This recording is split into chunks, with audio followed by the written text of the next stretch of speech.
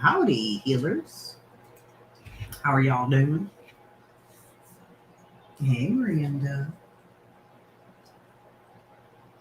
Oh, my mic's way over there. Oh, hey, Miranda. Sleuth Mom. Yeah, Sleuth Mom. I changed it back. That's what most people know me as, and they kept calling me that anyway, so here we are. So, hey, Jamie. Blank Slates. Be Kind. Titanic. I always just say Titanic, but that's not right. Hey, Stephanie, Darlene, Amber. How are y'all doing? It's cold, but my sister's getting 2 feet of snow, so. Hey, Graham, Carla, Fruit Loop, Rabbit Hole.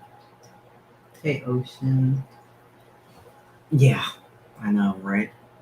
Ugh. Terrible weather. Hey, Ashley.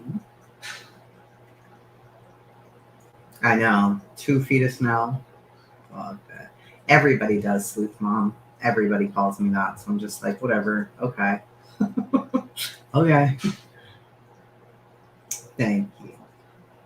Yeah, she texted me today. She was pissed. She's like, 2 feet of snow? 2 feet? I go, well, that's because you live there. Cold in London. Ugh, not fun. I mean, it's cold here too, but it's not like that. Thank God. Hey, Michelle. Prepping for the blizzard. Yep. My sister too. Hey, Broken. Thank you. Yeah, it's pretty good, but my next upload, so it schedules your uploads, so it makes you wait. And since it was all one story, I'm like, I don't want to wait. I don't like waiting. So, oh God, Queenie, no. No snow there. I hate pomegranate. No snow there. 3 feet. Y'all already know how I feel about that shit. Yes, Pam, she did laugh. And now when she texted me today, I was like, not laughing now, are you? No, you're not. Oh, hell no, Ashley.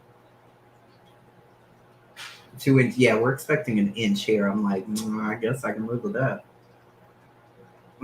See? No. And you guys are having a blizzard, Ashley. It's going to be like 70-mile-an-hour winds. Hell no. No, ma'am. No, ma'am. My, I really don't like StreamYards lately.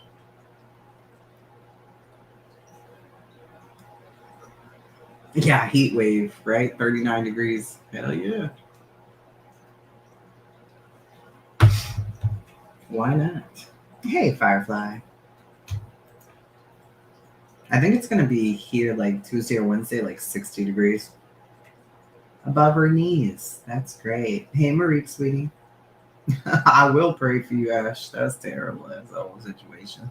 Hell to the no. No, we're not going to do that. So, no. I also finished part 3. Part 3 is done.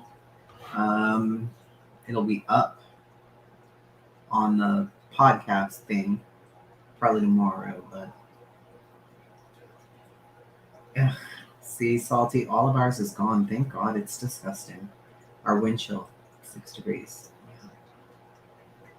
Yeah. I'm in sweats 24/7, so there's that. that's every day. So that's all the time. All right, I'm gonna play this. This will stay up, of course. But we're gonna put it on. I'm gonna mute myself, and you guys have to tell me if you can hear it. Okay.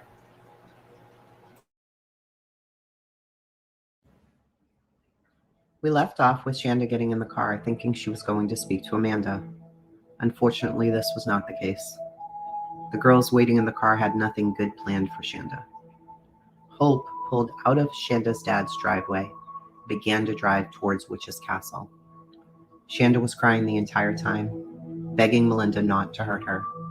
Melinda was getting more agitated with each question she asked Shanda. Did you go to the haunted house with Amanda at Harvest Homecoming? Did you and Amanda have sex? Amanda knows I'm going to kill you. She wants you dead just as much as I do.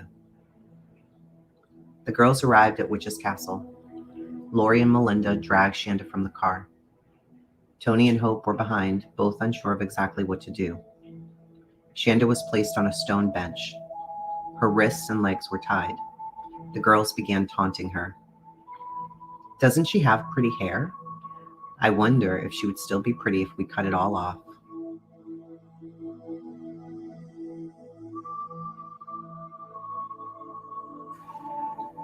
Hope was now holding the knife, and she noticed Shanda's Mickey Mouse watch. She pointed to it and said, I like that, and took it off of her wrist. Lori went and got a t-shirt from the car that had a yellow smiley face with a bullet hole through the head, and lit it on fire. She turned to Shanda and said, that's what you're going to look like. The girls continued to taunt Shanda, but Lori was concerned that a passerby might see them, so she told the group she knew of a better place where no one at all would see them. The group returned to the car. They stopped at a gas station to get directions. While Hope did that, Tony hopped out and made a call to a friend. She had the opportunity here to run, to tell someone what was happening. She didn't. Instead, she called a friend to make herself feel better. For a couple of moments, she chatted with her friend Mike. She told him about the concert and told him she would see him soon.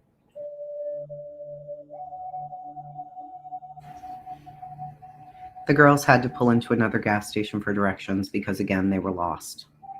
Hope and Tony saw a couple of boys that they knew and were joking around, telling them to come with them.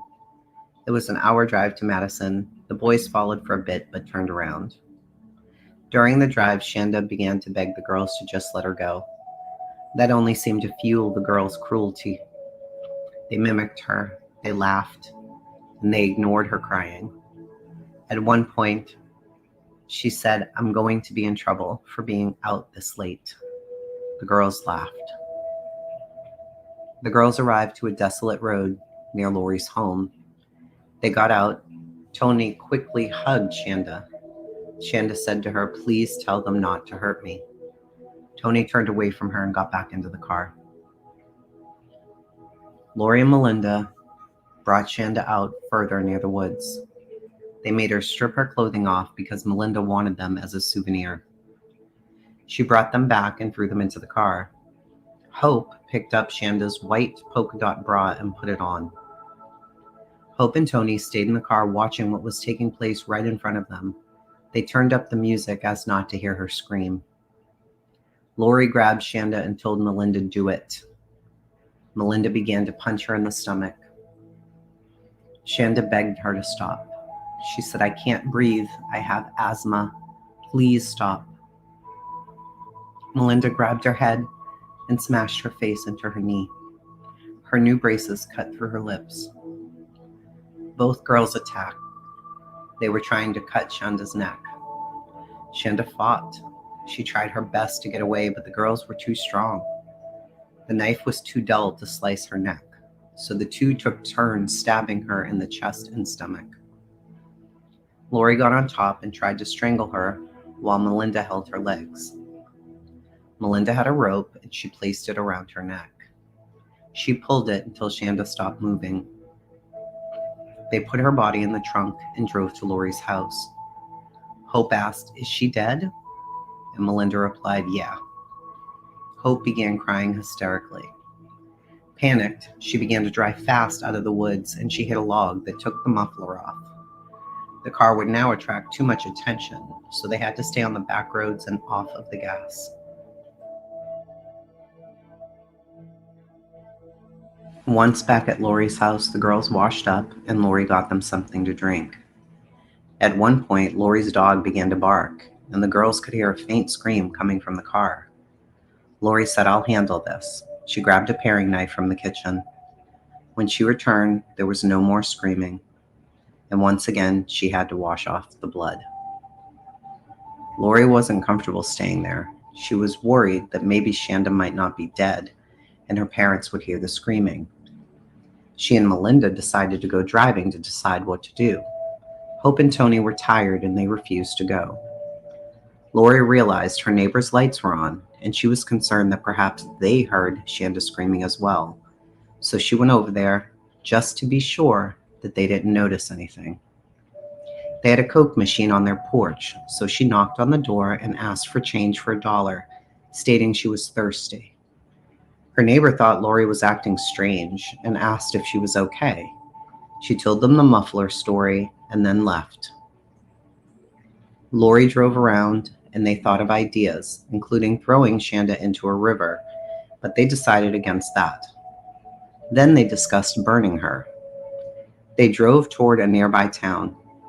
At one point, they pulled over to see if Shanda had died yet.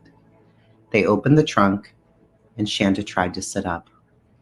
She was covered in blood. She tried to talk, and the one word she got out was "Mommy." Lori hit her in the head with a tire iron.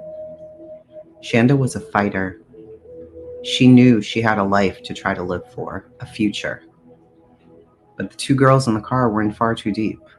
There was no way that they were going to let her live. They heard her trying to talk in the trunk, saying Melinda's name, begging. She began to try to kick and claw her way out. They hit the gas to drown out the noise of Shanda struggling. Lori got back out and hit her several more times with the tire iron. She returned and told Melinda and described smashing Shanda's head in. Shanda still didn't give up. The sweet girl with the huge smile who wrote poems and loved her family was clinging to life. Throughout all of this torture, she held on. Each time they would hear her, they would do the same thing. By daylight, they returned to Lori's home to get cleaned up. Shanda was barely alive in the trunk. Lori called a neighbor for gasoline, but he only had kerosene. They were considering a burn pile to ensure she was really gone for good. All four girls left the house. Lori wanted Hope and Tony to see Shanda. Tony refused. The entire trunk was covered in blood. Shanda was unconscious. Hope saw a bottle of Windex in the trunk. She grabbed it and sprayed it on Shanda's wounds. Shanda stirred. The girls watched as she pushed herself up into almost a sitting position.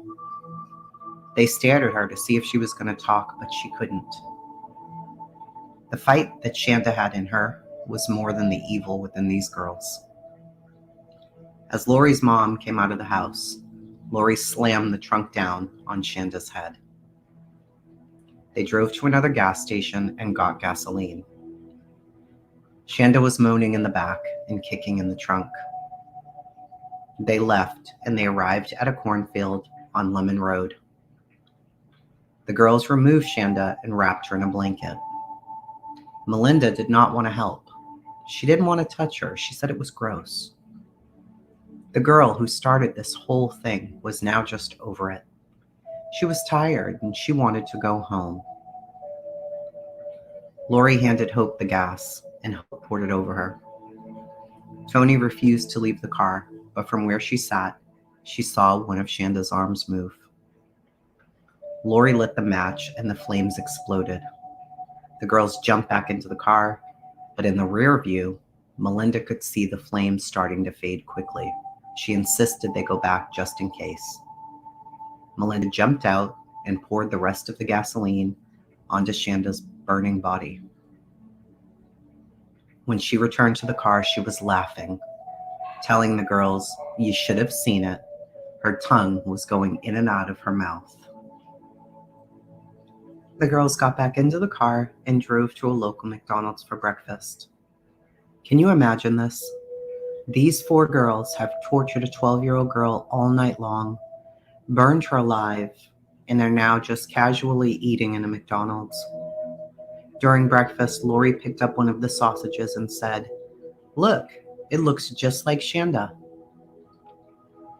Meanwhile, Tony was off calling Mikkel, the friend that she was supposed to stay with the night before. She told her that Lori and Melinda had killed the girl. She told her she couldn't talk because she felt like they were watching her, but to come and meet her at her job later. Now, earlier in the day, these girls had made a pact never to tell anybody. They all left and dropped off Hope and Tony. Lori and Melinda went back to Lori's house, but soon Hope called them sobbing. She told them she needed them to come over. She was panicked. When they got there, she was staring at Shanda's watch, saying she couldn't believe what they had done. The girls tried to calm her down, and by 3 p.m. they left and headed back to Melinda's house. Melinda called her friend Crystal, the one from childhood. She told her to come by right away. She told her she couldn't talk on the phone, but it was really important. She also called Amanda, but Amanda was at the mall. Melinda called and had her paged at the mall. Amanda called back collect. When Melinda heard Amanda's voice, she said, "Can we come get you? Something really bad happened. I need to see you. I need to be with you." Amanda asked her what happened, and Melinda said, "Shanda's dead." Amanda, thinking this might be a joke, said, "No, you're joking. You're stupid." But Melinda insisted that Shanda was gone. Crystal arrived to the house, and the two girls went through every gruesome detail of Shanda's torture. How she tried to claw her way out of the trunk, how they'd beaten her with a tire iron. Crystal found all of this really difficult to believe, but Lori took a knife out of her coat and showed it to Crystal. Soon they went and picked up Amanda. They told her the same story. Melinda was sobbing, and Amanda hugged her, telling her it would be okay. Neither Crystal nor Amanda really believed that this crazy story was true. Lori insisted they come see inside the trunk. They could see where Shanda's bloody handprints were on the inside of the trunk lid. Shanda's socks were still in there, covered in blood. When Amanda saw them, she went to the side of the house and started to throw up. She came home and asked to be taken home. After dropping her off, the girls went to eat at Taco Bell. When they returned to the car, a song was blaring out of Lori's boombox. It was a song that Lori was singing while she was torturing Shanda. Lori shouted, "I turned this off before we went in. It's Shanda's spirit. She's coming back to haunt us. Let's have a seance and try to talk to her." When they got into the car, Lori said, "When I was hitting her, it was taking chunks out of her head. I remember how it felt to hit her." Melinda yelled for her to just stop, but Lori didn't. She started using the tire iron to hit the dashboard, imitating what she had done, saying, "This is how I did it. Here, smell it," and put it up to Crystal's face. Melinda wondered out loud if God was going to forgive her, and Crystal told her yes. Lori said, "Well, I don't believe in God, and I don't feel bad about killing her." Steve, Shanda's dad, had woken around 4 a.m. to turn off the living room TV. While he was up, he noticed the kitchen door was open. He locked it and went back to bed until 7 a.m. They had plans for the day, and he was expecting a few people over to start working on the house. Steve's wife, Sharon, went to wake Shanda up. Shanda wasn't there. Steve thought maybe she had gone out to let the dog out, and he accidentally locked her out when he closed the door at 4 a.m. He ran outside to check, yelling for her, screaming for her, because it was freezing outside. He went over to the neighbors, but nothing. Meanwhile, Sharon called all of Shanda's friends. Nobody had seen her. Steve began thinking the worst. Maybe someone grabbed her when she went to let the dog out. He and his dad got into the truck and began to search the area. By 1 p.m., he called Jackie, Shanda's mom. They called the sheriff and filed a missing persons report. On Saturday, January 11th of 1992, Don Foley and his brother Ralph decided to go quail hunting. They had this planned, and they began the drive and were passing some fields when they saw something that looked to them like a burnt mannequin. Don got out to inspect. He was staring at it and still thought it could be a doll or a mannequin. He looked down and tried to touch one of the toenails and realized it was real. The girl he was looking at was burnt beyond recognition. She was wearing only a pair of torn blue panties. The brothers immediately turned around to go call the police, and then they returned to her body and waited for the police to arrive. By 1 p.m., the road was blocked off as a crime scene. Both State Trooper Detective Steve Henry and forensics expert Sergeant Curtis Wells received the calls to come out. As they were arriving, both of the men thought maybe someone was playing a joke. The sheriff used to work with Wells, and the man was known to sometimes play pranks.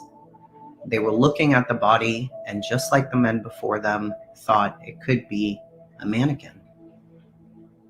It wasn't until they got close enough they realized they were looking at a young female. Shanda's hands were in the boxing pose, associated with burn victims. The hands tightened in reaction to the intense heat. The blue panties had been pulled to the side to display Shanda's private areas. The men thought this must have been done purposely by some sort of sick pervert. They noticed her anus was harmed, and Shanda seemed to have been left in a sexual type pose. They collected as much evidence as they could to try to help them with the investigation. A Jeffersonville High School class ring with the initials SGH, a gold earring, and hair samples. The investigators had worked for years with horrific crimes, but none of them had ever seen anything like this. They began to go through missing persons report in that town, but there was nothing that they could find. Keep in mind, she wasn't reported missing in this town, but in her hometown. So for a while, she was just kept there as a Jane Doe. Meanwhile, Tony, Hope, and Hope's parents arrived at Tony's house. Tony ran over to her dad and hugged him and said, "Dad, I didn't stay at McKell's last night. I went to Louisville. I'm sorry." Her dad looked down at her and wasn't understanding what she was saying to him. She began to babble and tell him about what had happened the night before, and he was furious. He sent her to her room while he spoke with Hope's parents. Carl Rippey, Hope's dad, said the girls had told him they witnessed a murder. He didn't know all the details yet, but he believed what the girls said was true. Clifton Lawrence asked the Rippeys to go to the police with him to explain what he knew. And they said, "No, we spoke to our attorney and we've been advised not to speak to the police." They were going to take Hope to a hotel for the night and avoid the police, and they suggested that Clifton does the same with his daughter. He refused and asked them to leave. He went up and spoke to Tony, and he told her directly, "We are going to the police." By 8:30 p.m. that night, 15-year-old Sean Piles came down to report a conversation he had overheard earlier at a local bowling alley. He stated 2 girls were saying they witnessed a murder. The girls seemed to be bragging, but also seemed very nervous. Tony went in with her parents and began to talk to the detectives. She told them she had witnessed a murder. Tony's account of the events were recorded. "I went to New Albany with my 2 friends, Hope Rippey and Lori Tackett. We were in Lori's car. We picked up Lori's friend Melinda. I think she's like 16, but I don't know. She drove us to a hardcore punk concert on Preston Highway in Louisville. While we were driving, Melinda started talking about a girl named Shanda, who was trying to steal her girlfriend. She said she wanted to kill her." The detective asked, Is that when she started talking about Shanda after you went to Louisville? She started talking about her when we were in Louisville. She just said she wanted to teach her a lesson, okay? Melinda's a lesbian, and Melinda's girlfriend is Amanda. Shanda was messing with Amanda, and Amanda, I think, is from like New Albany.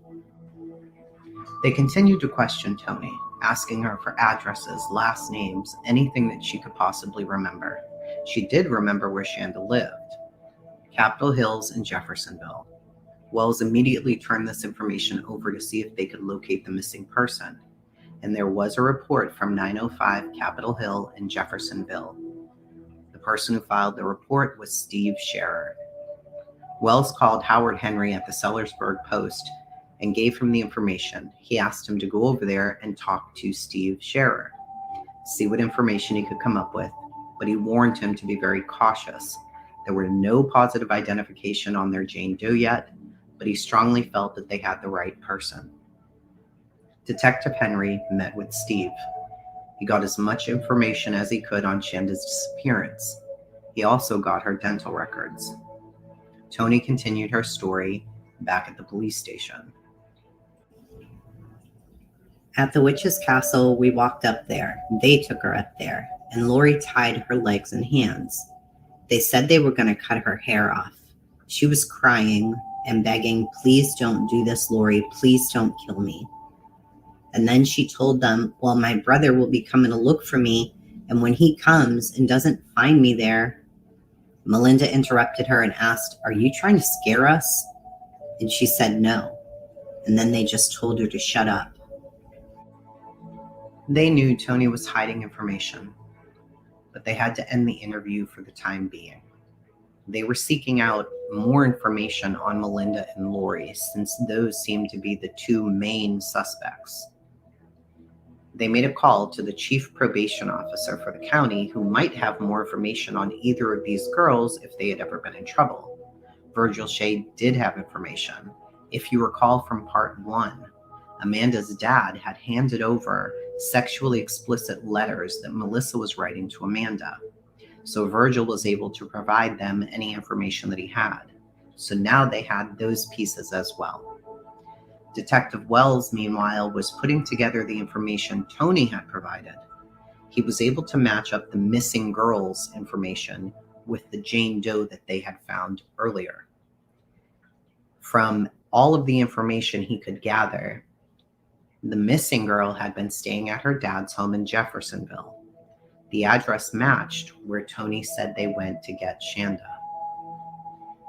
At this point, they knew they had the identification, although the dental records haven't confirmed it yet. They had to go and see Steve Sharer. Another detective from Sellersburg was also following the case. He was able to get information on Lori Tackett's car. It was parked behind the Loveless home. They put in for a warrant immediately. The detectives arrived at Steve Sharer's home. The family was sitting inside, hoping for good news. Jackie, Shanda's mom, had only left 30 minutes earlier. They asked Steve to please call her and have her come back. She drove as fast as she could to get there. Detective Henry sat them down and in a low voice told them, "Your daughter's gone." Jackie immediately jumped up, screaming, "No, no, no." Steve just wanted to know, did she die instantly? While the detective knew the answer, he told Steve, yes, she likely did. An arrest warrant was issued for Melinda Loveless and Lori Tackett. Henry and Shipley began the drive to Melinda's house. Several other police officers showed up as well, and they began to bang on the door. Marjorie, Melinda's mother, answered the door and was very confused as to what was happening. They asked if the girls were there, and she said yes. They went up and found Melinda and Lori asleep in bed. They were baffled when they saw Melinda. She was small and pretty, and based on the stories they'd heard, they expected a monster. But sometimes monsters come in very beautiful packages, I suppose.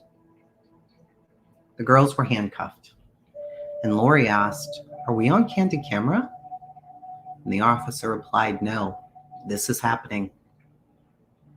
Melinda's mom kissed her, said, "This is just a misunderstanding. We'll get you out of there soon." Detective Henry turned to Margie and said, "Ma'am, I have a daughter the same age. She has a room just like that.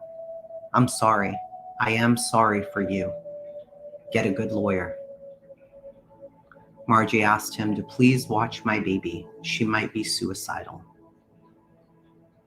When they arrived at the police station, Melinda was allowed to call home. She got her stepdad, Mike.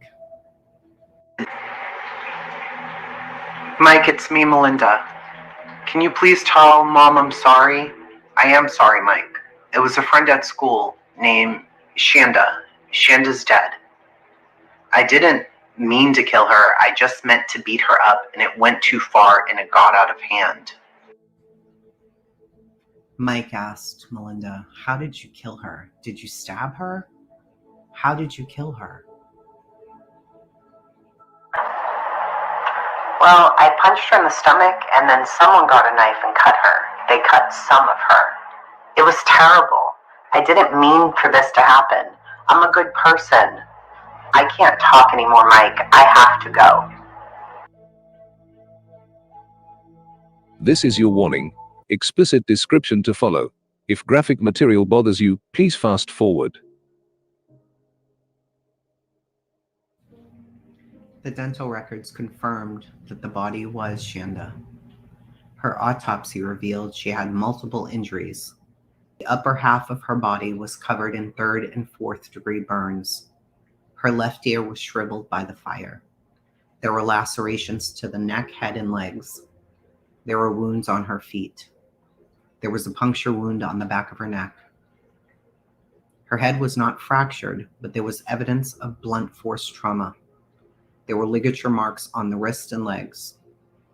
No indication of her being strangled. She was alive when burned because there was soot in the upper airway. There were numerous lacerations inside the anus, indicating she had been sodomized by a blunt cylindrical object. It had been inserted about 3 to 3.5 inches into the anus, causing damage to the inner walls. There was quite a bit of internal bleeding, leading the coroner to believe that she was alive when this assault occurred. A rape kit confirmed no males were involved in the assault.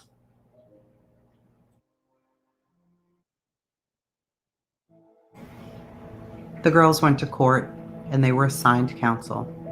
It was determined both Melinda and Lori would be tried as adults. Lori was sent to the Indiana Women's Prison for psychiatric evaluation.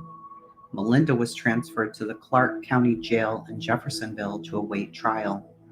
The trials were set for June 23rd for Melinda and June 25th for Lori. Monday morning, the Indiana police released a statement to the media. The story was all over the news and newspapers. Monday morning, a young teen named Jeffrey Stettenbenz went to the Sellersburg Post accompanied by his mother. 2 officers sat down with Jeffrey. He was friends with Amanda and Melinda. He was present at the mall on Saturday the 11th. He was also there a few days earlier on a 3-way call with Melinda and Amanda. Melinda informed them she planned on killing Shanda. Another student reported information in the case as well.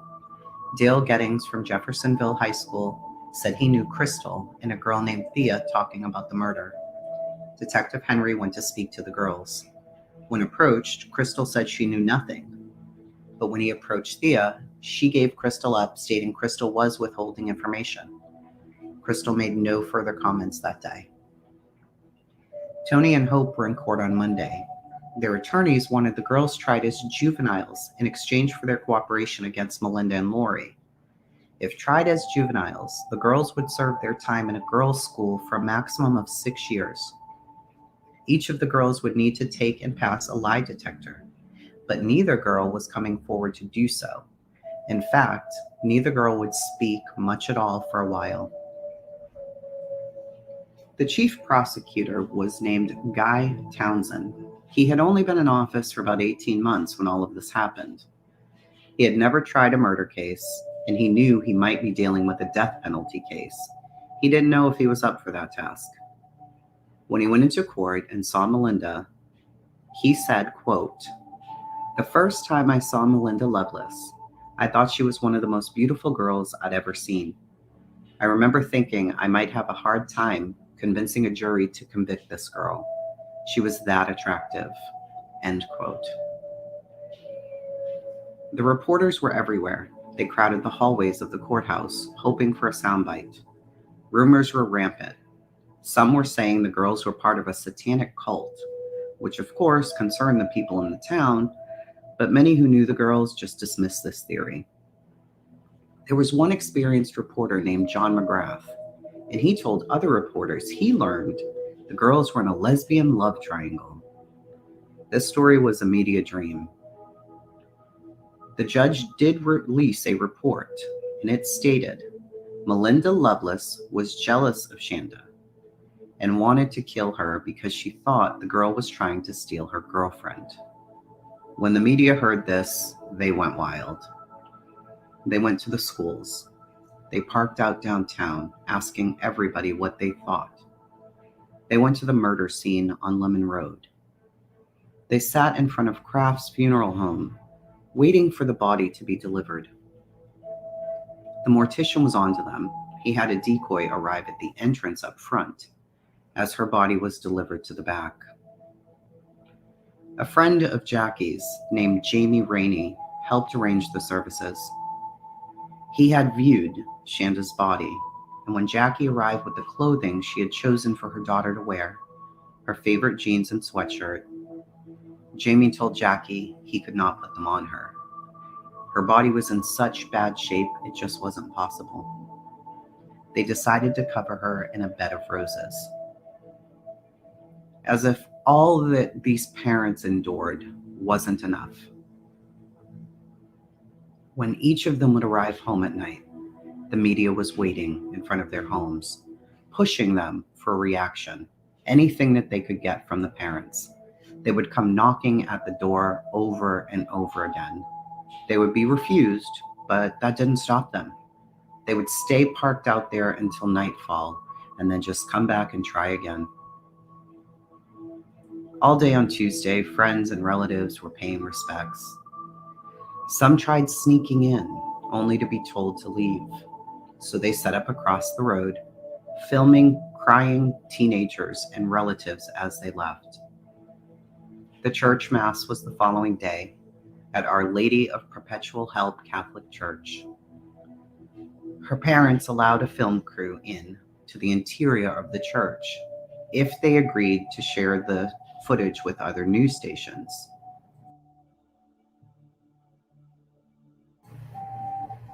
Reverend Fink gave a eulogy. He read a poem. The poem said, "God made the world with its towering trees, majestic mountains, and restless seas." And then he paused and said it needs one more thing, something to touch and dance and sing. So God made little girls. When he completed his task, he was pleased, for the world seen through a little girl's eyes greatly resembles paradise. He looked at Jackie and Steve and said, "Your beloved Shanda now lives in paradise." She was buried beside her grandmother. In the following days, her parents were hounded by reporters. They wanted an interview, but neither was comfortable talking about her relationship with Amanda, as neither really understood it themselves. So, like many who are hungry for a story, whether it's real or fabricated, they began to spin their own narrative. Some placed the blame on Shanda's parents, wondering how they allowed their 12-year-old to become involved in such a tangled, toxic situation. Callers would call up radio hosts to give their opinions. It was the usual. "If that were my child, this wouldn't have happened because I keep an eye on my kids." Or, "If those parents had just done their job, that little girl would still be alive." Both Jackie and Steve, as well as their spouses, were hearing the things being said, and this broke their hearts further. They knew their daughter was loved beyond measure. They'd done their very best. They knew that she knew she was loved and cared for. But that didn't stop these people from saying the most horrific things about them. None of these people knew them. They only knew the rumors floating around, so they took them and ran with them with no regard for how the parents were suffering.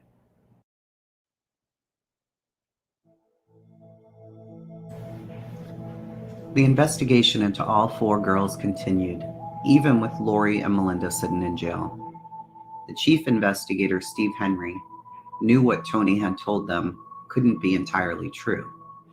Her timeline of being dropped off before Shanda was burned just didn't sit right with him. She claimed she was dropped off at home at 9:45. If that were true, Lori and Melinda could have not driven to Lemon Road and set Shanda on fire until well after 10 a.m. Her burnt body was already cold when the Foley brothers found her around 10:30. Henry went to check out the information that Tony provided about the stop at the gas station to buy the gas. There was no record of a 2-liter bottle of soft drinks bought at the time Tony claimed. She had said they bought it and the girls emptied it to fill it with gas. But he did find that at 8:40 a.m., there was a 2-liter of Pepsi and several dollars worth of gas bought. So he drove to the Lemon Road site and then to McDonald's. He checked his watch. It was 9:30 a.m. He knew then Tony was lying.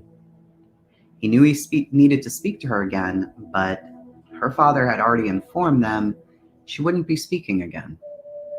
Hope's family attorney said Hope was not ready to give a statement.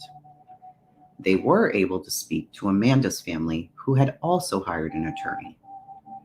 Their attorney had the detectives conduct the interview in the attorney's office. Amanda was nervous and reluctant to say anything about her relationship with either Melinda or Shanda. Just that Melinda was jealous. She did admit that. She said Melinda had called her the night of the concert and it was just chatting, nothing else. It was evident to the police that Amanda intended on trying to protect Melinda and minimizing any involvement that Melinda had. She was trying to place more of the blame on Lori. She described how Lori bragged about it, told her details, while saying Melinda told her it was mostly Lori. The detectives knew Amanda had a sexual relationship with both girls based on the letters that they had received from the probation officer. They also knew that Melinda had informed Amanda she wanted Shanda dead. They weren't getting very far with Amanda. She seemed firm that it was mostly Lori and Melinda was just there. They went on to interview Carrie Pope. She confirmed that Melinda spoke of killing Shanda constantly and that Lori had a huge fascination with death and killing someone. She told them the ways that Lori would talk about killing someone, including burning them. When asked if she knew who actually burned Shanda, which girls did it, Carrie said it was Lori and Hope. They asked if Tony was present as well, and Carrie said yes. The police had been trying to get in touch with Crystal as well. She had refused twice, but finally wrote a letter. She too was working to help Melinda and mainly spoke about Lori. How Lori tried making her smell the tire iron and how she bragged about beating Shanda with it. The forensics in the case were very frustrating.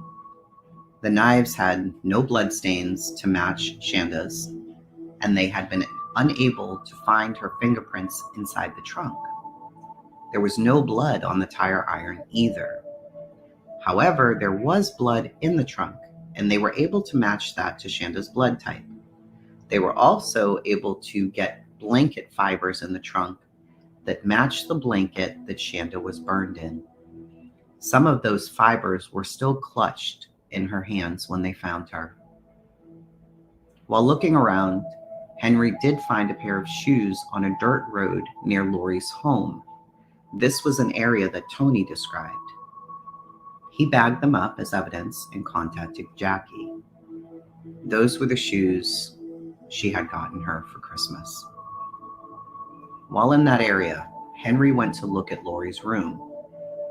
But when he arrived, he saw that Peggy Tackett had just about emptied her daughter's room. She told him, quote, "Lori is beyond my control. If I had known about that little girl in the trunk, I would have tried to save her," end quote. It appeared to him that the Tacketts had already given up on Lori. About a month after her daughter's death, Jackie was cleaning up Shanda's room. She looked in the closet and there was a box in there. It was marked, "For my eyes only, please do not read." Inside were a ton of letters from Amanda and 2 from Melinda. Jackie then realized what her daughter must have been dealing with. The manipulation, the emotional toll it had to have taken on her daughter to keep all of this quiet, not only from her parents, but from everyone. She turned the letters over to Detective Henry. The psychologists at the Indiana State Women's Prison had completed their report on Lori. I'm going to read you that report now. Mary, which is Lori's given name, is a bright, articulate adolescent whose intellect is clear and unimpaired. Her spelling is near perfect. She has a very high social intelligence. Her IQ has been recorded as 110. She is likely without any intellectual, perceptual, or cognitive impairments. She is very anxious about her circumstances and her future. She feels hopeless and doomed. She is seeking rescue with a strong sense of desperation and is inventing and enumerating every symptom she can think of or ever heard of. She spoke most typically in a low, expressionless monotone without making any eye contact. She appeared sad and anxious most of the time, animated and enthusiastic only when speaking of her beliefs in her psychic powers and various aspects of her New Age philosophy, which appear to be a mix of spiritualism and hippieism left over from the 60s with an emphasis on ESP. She discussed drinking alcohol and experimented with marijuana, but her main outlet was cutting herself. Her case history showed on one occasion she was at Tony Lawrence's home and cut herself so severely she had to be taken to the hospital. She was taken in for counseling, but it ended after a month because her parents could not afford it. In speaking with that doctor, Dr. Smith, they had also submitted a report. It stated, "Mary claims her mother was physically abusive, including kicking, beating, and choking her, for which her mother was once arrested when Mary was 13. Abuse was daily after school between ages of 9 and 13. After her mother's arrest, Mary began to rebel openly by using makeup and clothing prohibited by their religion. Mary also described stepping in between her mother and father when her father was beating her mother with a baseball bat. He struck her several times on the head and shoulders. She told Dr. Smith she had little to no memories of childhood, but she told Dr. Shriver she began having hallucinations at age 2. Dr. Shriver wrote, "The hallucinations include millions of dots, dark specks, lights, Mickey Mouse, a tall elf man who looked like a cricket, someone who looked like Cousin It from the Addams Family, hands coming out of the floors, and UFOs. She claimed to hear voices moaning, whispering, and telling her to come with them. She still hears them on and off daily. She said they sound like little demons. At times, they've ordered her to hurt people, her parents or friends, telling her to destroy them. She believes she has been psychic all her life. She claimed to see auras around people. She says she has the ability to travel, to be aware of what is happening in other places. She claims to be able to channel vampires and other dead people. The main focus of Dr. Shriver's report discusses Lori's claims of being raped at an early age, despite saying she has no memories before age 10. She claims a cousin raped her at 4, a neighbor at 6, another neighbor at 9, and another neighbor at 16. Each time, she developed a new personality. Her personalities in order are Sissy, who appeared at age 3, Sarah at age 4, although the rape was at age 6, Darlene at age 9, Gino, a male, at age 15 when she decided she was gay, and Deanna, who is 23 years old, around age 16.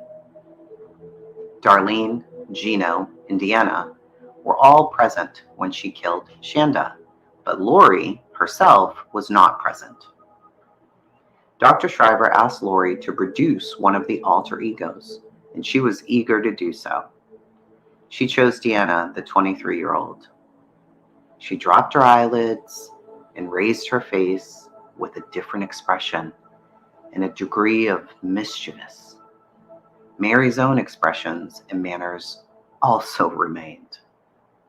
She said she had to maintain Deanna, and afterwards she was exhausted. None of these behaviors is typically reported in the studies of multiple personalities. Shriver's summary. She is desperate at the moment to avoid conviction and a prison sentence. She appears quite willing to fabricate and exaggerate symptoms in order to support a defense of insanity and avoid prosecution. Her claims of multiple personalities are calculated to produce an impression of severe psychosis and achieve a commitment to a mental institution. Mary seems to believe that if her normal personality was unconscious at the time of the offense, she cannot be held responsible for the behavior or for other personalities. For example, if Dina was present at the time of the offense, then the court could punish her. But they couldn't punish Sissy and Sarah because they were not there at the time. She sincerely believes that she cannot be held responsible for the actions of her alter egos for which she claims to have no control. Side note, however, she just summoned one of them just a moment ago in this report. Back to the report. In the conclusion, the report indicates that while Lori, Mary, is deeply disturbed, she was not insane, and she was capable of standing trial. Guy Townsend was sent a copy of this report. Townsend knew the case was strong, but Lori and Melinda were now pointing at each other. And in order to make that work, a jury would need to be convinced by one of them beyond reasonable doubt, making it possible that one could be convicted and the other could walk.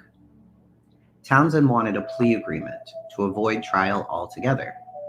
He offered each girl the opportunity to plead guilty to one count of murder with a sentence of 30 to 60 years, but neither attorney seemed interested at the time.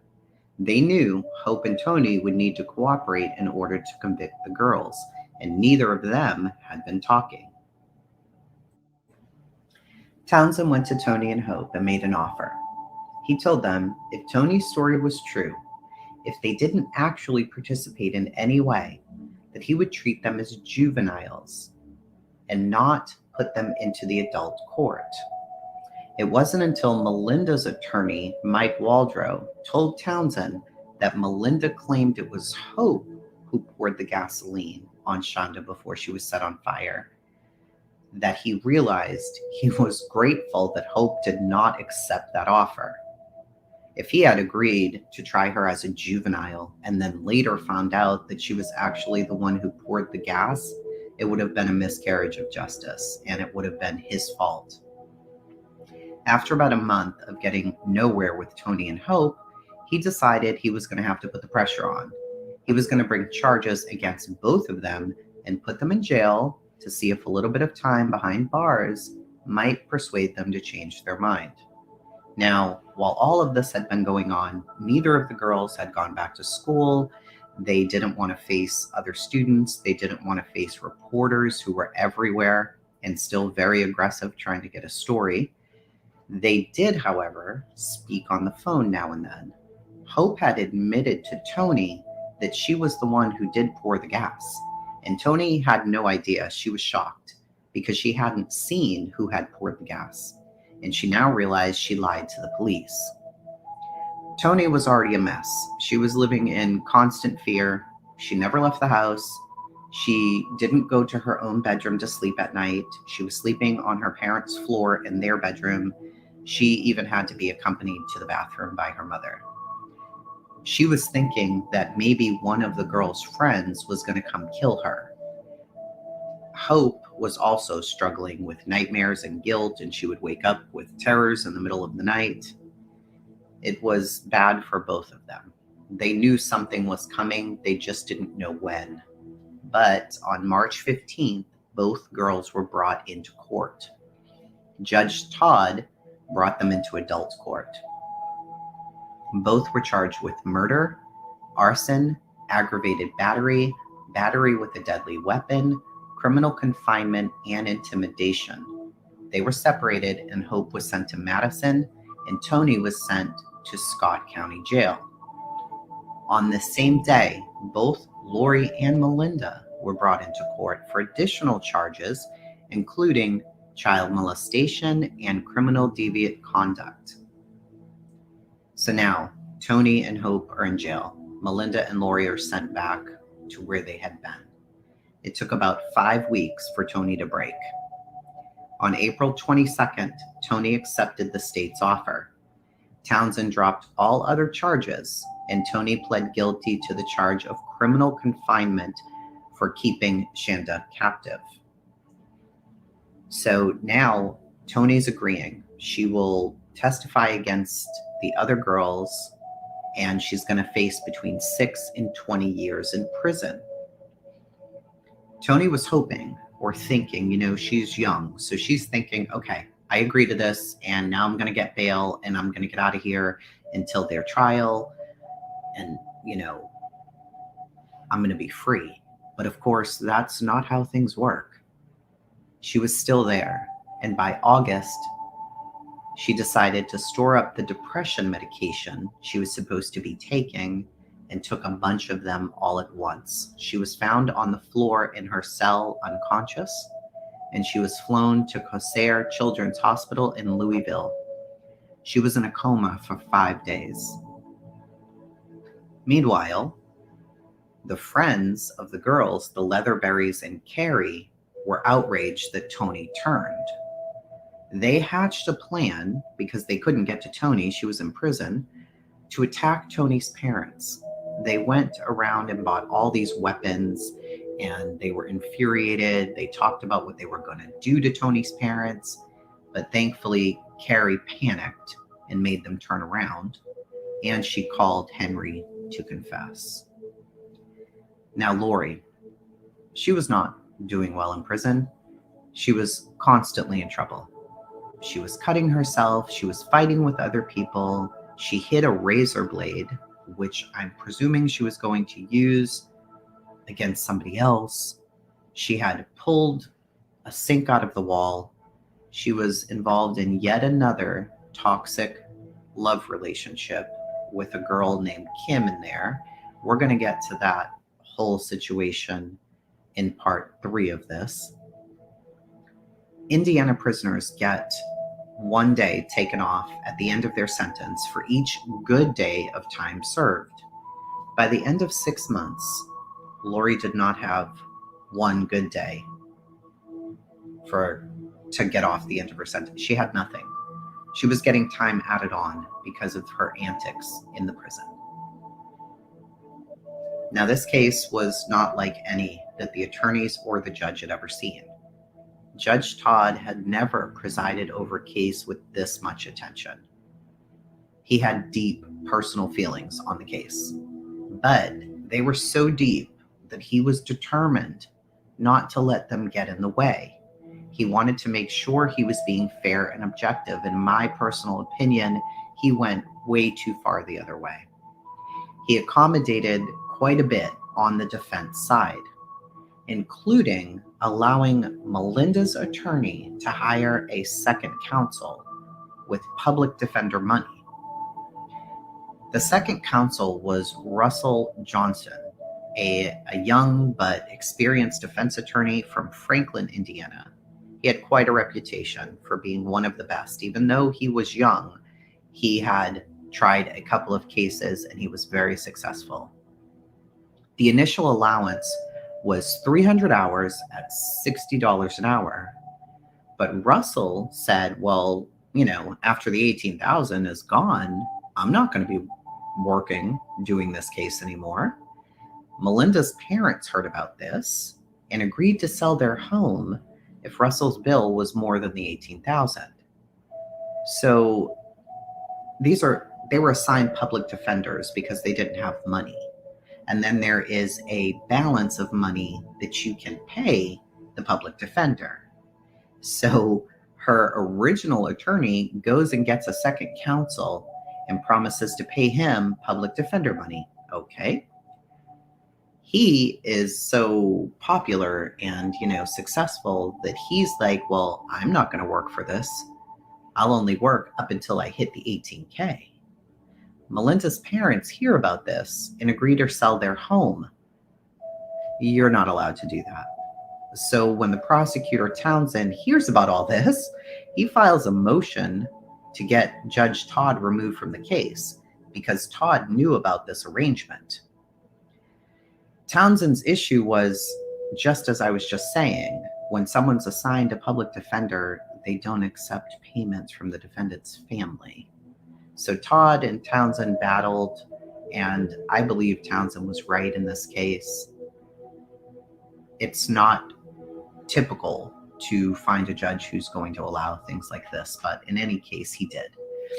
So Townsend felt like, well, I have a trick up my sleeve to remedy the situation. He could file for the death penalty against Melinda and Lori.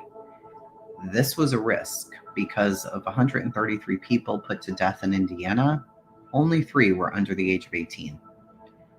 But doing this could disqualify the current attorneys because they were not death penalty qualified. In Indiana, you need to have 5 years of criminal trial experience, at least 5 felony cases, and be a lead or co-lead counsel on a previous death penalty case. Neither of these attorneys had those qualifications, but Judge Todd elected to keep them both on. That was surprising to me as well. I'm thinking if there are these qualifications, they are there for a reason. But as I said, Judge Todd had very strong emotional feelings about this, and he did not want to make any mistakes when it came to the defense because he did not want to blow this situation. Now, Toni gradually came out of her coma. She had to go to therapy at LifeSpring Mental Health. And in September, she was admitted to LaRue Carter Memorial in Indianapolis for further therapy. So after all of this, there was a summary report written upon her release, and we're going to read that now. My impression is that Toni has learned over the years that there are no consequences to her behavior. She was unable to discuss the wrongful behavior in which she participated in Shanda's death, and assumes that because she was not physically striking some of the blows, she is therefore not responsible for anything that happened. She claimed she is not responsible because she was so afraid of these girls. But she had several opportunities before Shanda was killed to call home or to leave or to call someone for help, and she did not. The family comment that Toni has gone back and forth between feeling remorse and feeling she did nothing wrong. So they asked the family for input, and that's what they said.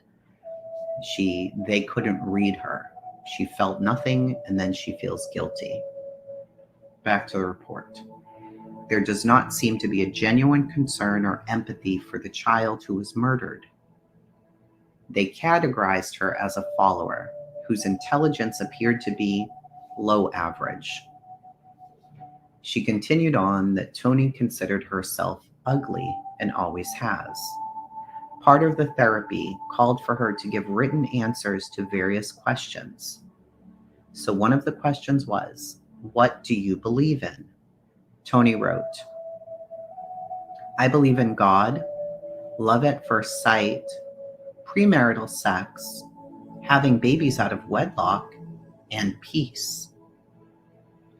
To the question, "What would you change about yourself?" she wrote, "I'd like to change the way I judge and trust because I don't take time to think. I make quick decisions and I trust people too easy. I'd also like to change my looks. I don't like my glasses. I need a little more meat on my bones. I'd like to be prettier and a couple inches taller. I'd like to live a healthy life because I don't like being suicidal and depressed and sick all the time." When asked to say something about her feelings, Tony wrote the following: "I'm very confused, angry, sad, and I feel suicidal. I'm confused because of all of the shit that's going on in my life. I'm angry because you're making me do these stupid questions again, and I'm sad because I want to go home to be with my family. And I'm suicidal because I think it's the only way to completely get out of this mess. I'm worried because I'm afraid I'm going to succeed in killing myself one of these days, and because my 97-year-old great-granny doesn't know anything that's going on in my life, and I'm scared she's going to have a heart attack when she finds out." In another part of the paper, Tony wrote what she hoped to be doing in 10 years. "I want to have one kid and adopt 2 kids. I want to have a well-paying job and my husband to have a well-paying job. I want to live in a big house in the country with 10 Mustangs. I want a vacation home in the Bahamas. I want to go to France for 2 years because I studied French for 2 years. I hope to have gotten all this mess behind me and finished with it all. I'd like to stay close to my family." In closing, Schubert wrote that the staff at LaRue Carter found Tony to be a morally salvageable adolescent, provided she should be placed in a program that includes education, psychotherapy, and plans for eventually re-entering into the home community after her legal obligations had been satisfied. End of report. So now that Tony was being released, Townsend wanted Melinda and Lori to accept his final offer of a plea agreement.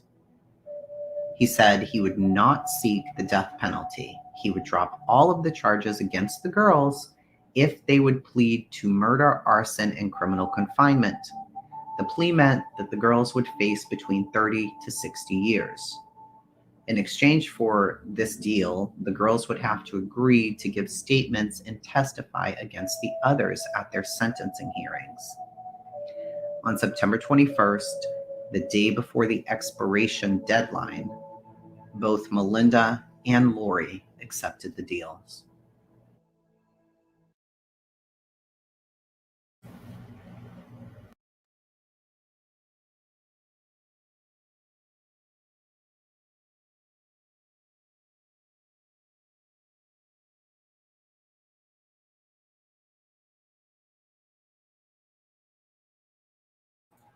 So there you go. So that was part 2. I'm going to show you these girls, including Amanda. Okay, so these girls here are what started all of this. Okay, this is Amanda, and Shanda was seeing her. Okay, so Shanda was seeing her, and she was very, very manipulative. She was never charged in anything, even though in my opinion, she was the cause of all of this. That's my opinion. She was the cause of all of this mess. But this is Shanda. So this is the 12-year-old girl, Shanda. She was dating Amanda. Okay. Amanda was dating Melinda. That is Melinda right here up top. Your top left is Melinda. Right here. This is Lori Tackett. Right here. This is Hope Rippey. These are their mugshots. She just looks as happy as can be. Just as happy as can be. And this is Tony Lawrence.